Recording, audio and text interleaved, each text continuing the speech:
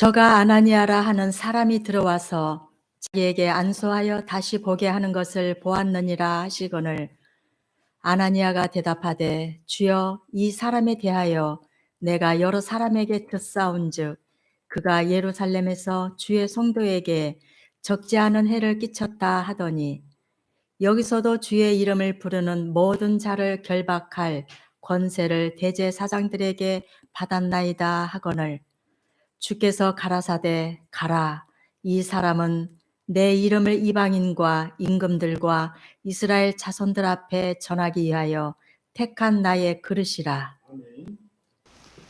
이 사도행전 9장의 이 내용은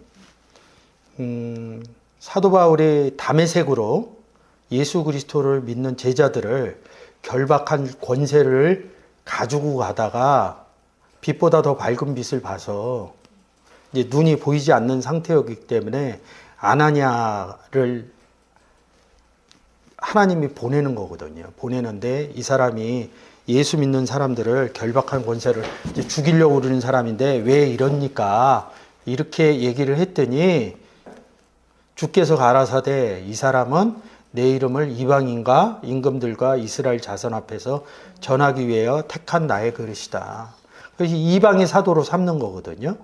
이 9장의 내용이. 근데 이제 우리 14절에서 보면 14절 올려보세요. 제가 오늘 이 부분을 보려면 이 결박할 이 부분 때문에 그러거든요. 결박하다. 이 단어가 떼오라는 단어예요. 떼오 밑에. 아침에 결박한다. 이 떼오. PPT 한번 보여주실래요? 떼오라고 나와요. 제가 항상 여러분들한테 설명하듯이 이렇게 가로쳐놓은 거, 이 기본 단어입니다. 뭐한테 매여 떼는 거예요. 그 다음에 화살표가 없으면 첫 번째 파생된 단어입니다. 간구한다 이런 것입니다. 하나님 앞에 간구하는 것은 뭐를 묵구겠다 이런 뜻입니다. 그래서 여기 대의는 좀 어렵고 1199번 데스메는 묵군다 이런 뜻이에요. 여기 보면 1198번 데스 미오스 갇힌 자 이렇게 얘기합니다. 여기 이제 죄수라고 그러면 금방 가져가요. 근데 뭐라고 그러냐면 바울이 갇힌 자 된 나 바울은 이런다고요. 그리스도 안에서 갇힌 자 이런 뜻입니다. 그리스도 안에 갇히기도 하지만 어디에도 갇혀요? 죄에 갇히기도 한다 이거죠. 성경은 두 가지의 좋은 의미와 나쁜 의미로 쓰여지니까. 그래서 이렇게 묶였다. 간수, 제수 이렇게 나옵니다. 데모스라고 이렇게 나왔죠. 묶이면 왜 백성이라고 그러냐면 누구하고 묶여요? 이 묶인다는 뜻은 뭐냐면 그리스도하고 묶였느냐 아니면 그리스도가 아닌 사람, 아닌 것하고 묶였냐 이 의미거든요. 그러니까 사도 바울이 예수 그리스도를 영접하기 전에는 제자들을 묶으러 간 거예요. 예수 못 믿게. 다른 것으로 묶으려고. 근데 아나니아라는 선지자를 보내서 이 사람이 예수하고 다시 묶이도록 하는 내용이라고요. 그게 결박할 권세라고요. 결박이 됐어. 그러면 예수 그리스도하고 결박되면 하나님 나라 백성이 된다고 우리가. 근데 예수 그리스도하고 결박 안 되고 다른 것하고 결박이 됐어요. 그러면 하나님 나라 백성이 아니라고요. 그러니까 하나님 나라의 백성이 되려면 어떻게 해야 돼요? 예수 그리스도를 영접해야 돼요. 근데 예수 그리스도 영접하는 의미는 빼놓고 그냥 하나님 나라 백성이라는 거야. 왜?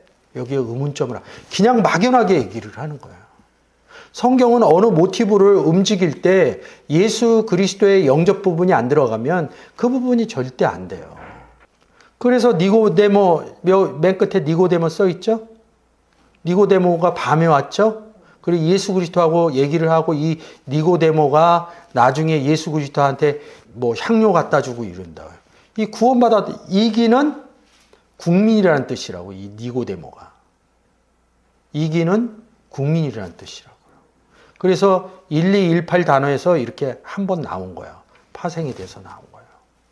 여러분들이 바이블렉스 같은 거 갖고 있으면 이렇게 들어가서 제가 설명한 내용으로 이 단어에 써 있는 성구들을 쭉 보면 많은 도움이 될 텐데 그런 부분들이 좀 아쉽기는 합니다. 공부하시면 좀 필요하실 것 같아요. 달라.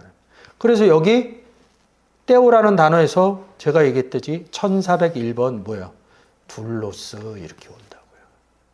이게 둘로스는 뭐예요? 거기서 또 봐. 섬기는 거, 종살임 하는 거. 동관, 종 이렇게 나온다고요. 이 떼오라는 단어의 특성입니다. 사도 바울이 9장 14절 주의 이름을 부르는 자들은 제자고 영접한 사람들이거든요. 그런 사람을 결박할 권세가 있는 사람들이 누구예요? 예수 그리스도가 없는 사람이 우리를 또 결박하려고 한다고. 그럼 우리는 예수 그리스도 없는 사람들을 가서 예수 믿으세요 하는 게 예수 그리스도하고 묶어주는 거라고. 그래서 하나님의 종을 만드는 거라고요. 그 결박할 권세를, 그러니까 어떤 권세를 가졌냐 이거죠. 예수로 묶을 수 있는 권세를 가졌는지 아니면 다른 예수로 우리를 결박하든지 이 둘 중에 하나라고. 근데 제가 교회 처음 나왔을 때 순복음에 있을 때 기도 많이 하면 뭐라 그래요? 기도로 결박할 권세를 줬다 이런다고. 귀신도 막 묶는다고 그런다고. 근데 이 내용을 모르고 먼저 믿었던 사람이 결박할 권세가 있다 기도는 이렇게 얘기한다. 그런 얘기 안 들어보셨어요? 저는 많이 들었거든요. 그래서 아직도 기도 많이 하시는 분들은 결박한다고 그런다고. 묶는다고 그런다고. 귀신을. 이게 좀 다른 거예요. 그러면 우리가 나가서 예수 믿으세요 해갖고 결박해. 결박하면 예수 없었던 사람한테 예수 믿으세요 해갖고 이 사람이 예수를 영접을 했어요. 그러면 구원 받은 거죠? 그게 이제 결박하는 거라 이거지, 성경이잖아. 뭐, 포승줄을 갖다가 이렇게 묶는 게 아니라, 아침에 사도행전 21장 할 때 띠 얘기했잖아. 띠로 결박한다고 그러잖아요. 띠가 뭐라고 그랬어요? 결이 한 쌍을 만든다고 그랬잖아요. 결박하는 거거든. 구원 얻은 거거든요. 자, 그렇게 해서 결박했어. 근데 권세가 문제가 되는 거야. 이 권력이 어디에서 나오냐 이거지. 권세, 엑수시아 이런다고.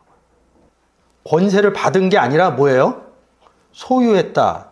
2192. 여기 에코 이렇게 하고 권세를 소유했다는 거야. 근데 이걸 찾아드리려고 그런 거예요. 결박하고 권세하고. 자, 요한복음 1장 12절 있어요?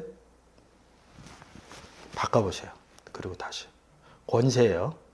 영접하는 자, 그 이름을 믿는 자들에게는 하나님의 자녀가 되는 권세를 줬다는 거예요. 근데 제가 항상 얘기하잖아요. 영접하면 자녀가 된 거예요. 자, 원문으로 열어볼게요. 다시. 자녀 가라고 그랬죠. 그럼 주어죠. 근데 여기 뭐라고 써 있어요?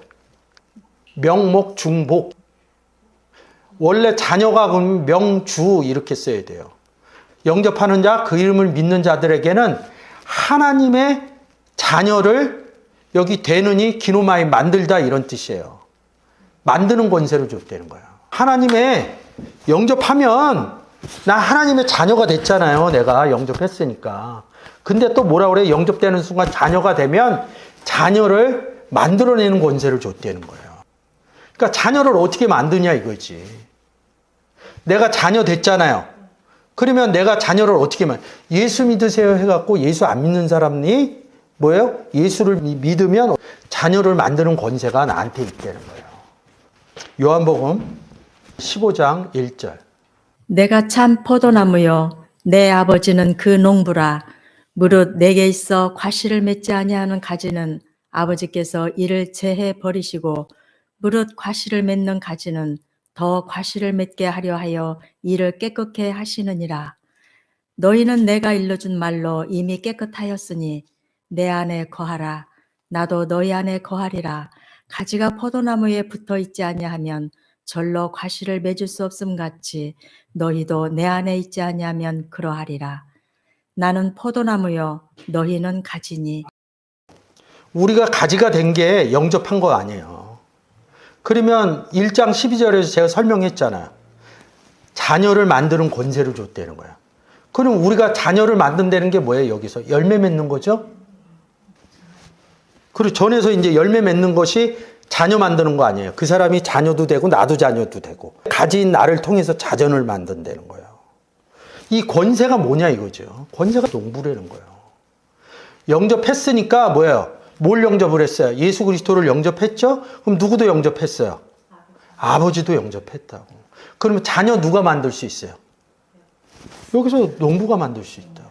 아버지, 농부인 아버지. 자녀를 만드는 아버지를 주셨다 이런 뜻이라고. 그게 엑수시아의 뜻이라고. 권세가 아버지라고. 자녀를 누가 만드냐고. 아버지가 그러니까 권세를 주셨다는 거야. 아버지를 주셨다 이런 뜻이에요. 그러니까 이 영접할 때 예수 그리스도도 받았지만 권세인 아버지도 받았다는 거야. 로마서 13장 1절. 각 사람 위에 있는 권세들에게 굴복하라. 열어보세요. 여기 또 엑수시아잖아요. 우리 위에 누가 있어요? 예수하고 아버지 있잖아요. 권세들에게 아버지와 예수 그리스도. 영접한 자들에게 굴복하라 이런 뜻이에요. 왜? 모든 권세는 하나님이 정하신 바라 이렇게 얘기한다. 이게 구원 구절이거든요. 한글로요. 이거를 모르면 세상 권세를 세상의 위정자들로 얘기를 한다고. 그래서 세상에서 세워준 뭐 대통령한테 그건 얘기 안 해도 법으로 대통령 말 듣게 돼 있어요. 5년 동안. 아무리 마음에 안 들어도 어쩌지 못한다고 선거에서 뽑아냈기 때문에. 그 얘기를 왜 성경에 끌어들여서 하냐고요. 복음의 이야기라는 거죠.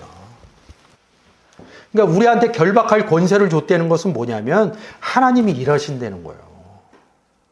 누굴 가서 결박을 해요? 예수 믿지 않는 사람을 가서 결박하는 거예요. 누가 이래? 그럼 결박하면 뭐야? 이 사람 예수 믿지 않는 사람이 구원을 얻는 거죠? 그죠? 그럼 구원은 누구의 선물이에요? 에베소서 2장 8절. 너희가 그 은혜를 인하여 믿음으로 말미암아 구원을 얻었나니 이것이 너희에게서 난 것이 아니요 하나님의 선물이라. 자 보세요. 하나님의 선물이래요. 15장으로 끌고 가면 농부잖아요. 농부가 일을 해야 예수 안 믿던 사람이 열매로 구원 얻어서 붙지. 그 권세를 이 하나님을 우리에게 줬다는 거예요. 우리가 가서 예수 믿으세요 그러면 이 사람이 믿었네 너무 좋은 거야. 근데 15장으로 가면 그 일 누가 한 거야? 농부인 아버지가 있다는 거지.